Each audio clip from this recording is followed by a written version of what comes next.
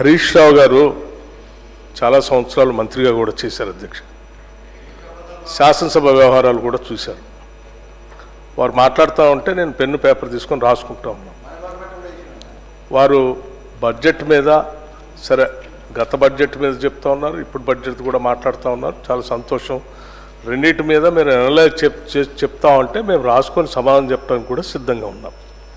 కానీ మీరు శ్రీధర్ బాబు గారు చెప్పినట్టు ఆ చెప్పే విషయం వదిలేసి పొలిటికల్గా స్లోగన్స్ చెప్పించడానికి ఎక్కువ ప్రయత్నం చేస్తున్నారనేది మీ ఉపన్యాసం ద్వారా అర్థమవుతా ఉంది.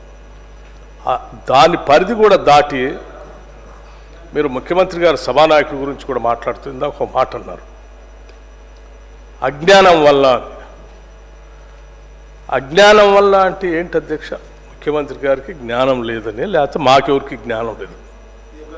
ఇది ఇది ఇది కరెక్టేనా మీరు మాట్లాడే మాటలు సభానాయకుడిని పట్టుకొని? అట్లాగే సరే సభాపతి గారు సభా విలువల్ని పెంపొందించాలని మనం మాట్లాడే చర్చలు కూడా ఉందాగా పార్లమెంటేరియన్ లాంగ్వేజ్లో ఉండాలని వారు చాలా మంచిగా మీకు సలహా ఇస్తూ ఉన్నారు. బుద్ధిమాంద్యం, మీకు బుద్ధిమాంద్యం ఉందని మా అందరి గురించి మాట్లాడుతూ ఉంటే అది కరెక్ట్ కాదని చెప్తా ఉన్నారు. రైట్, మీరు కనీసం నిజంగా విఘ్నులైతే స్పీకర్ గారు సభాపతి గారు చెప్పిన దాన్ని విని బుద్ధిమాన్యం అన్న మాట పొరపాటు అయిపోయింది, నేను విత్డ్రా చేసుకుంటున్నా అని చెప్పి వారి ప్రసంగం చెప్పాలి. కానీ ఇంకా గౌరవ సభాపతి గారితో కూడా ఆర్గ్యుమెంట్లోకి వెళ్ళి నేనేమన్నాను, వారేమన్నారు, వారు మాట్లాడేటప్పుడు మీరు చెప్పలేదు, ఇప్పుడే నాకు చెప్తా ఉన్నారు ఏంది అని మొన్న వారు జగదీశ్వర్ రెడ్డి గారు ఎట్లయితే మాట్లాడటం కోసం ప్రయత్నం చేసి ఏం చేశారో ఇప్పుడు అదే ప్రయత్నంలో వీరు వెళ్తా ఉన్నారు అధ్యక్ష. ఇది కరెక్ట్ కాదు.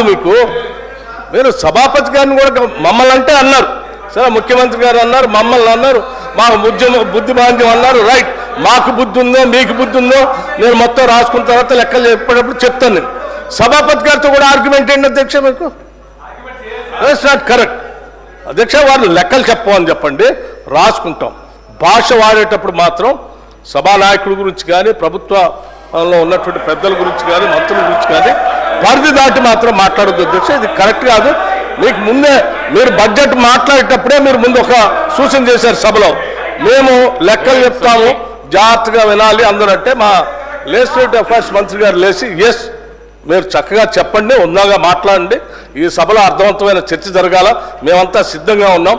పరిధి దాటిపోయి బడ్జెట్ పరిధి దాటిపోయి మీరు అడ్డగోలుగా మాట్లాడటం చేస్తే మాత్రం మా సభ్యులు కూడా ఎవరు ఊరుకోరని చెప్పారు. ఇంకా అది చెప్పిన తర్వాత కూడా మేము అదే పనిలో ఉంటే ఎట్లా అధ్యక్ష? ఇది కరెక్ట్ కాదు. హరీష్ రావు గారు నేను చెప్తున్నాను, please come to the point. Already గంట అవుతుంది అధ్యక్ష, let him conclude. Thank you. Sir, మీరు మాకు పెద్ద దిక్కు, మీరు మాకు పెద్దన్న లాంటి వారు, మీరంటే మాకు ఎంతో గౌరవం అధ్యక్ష.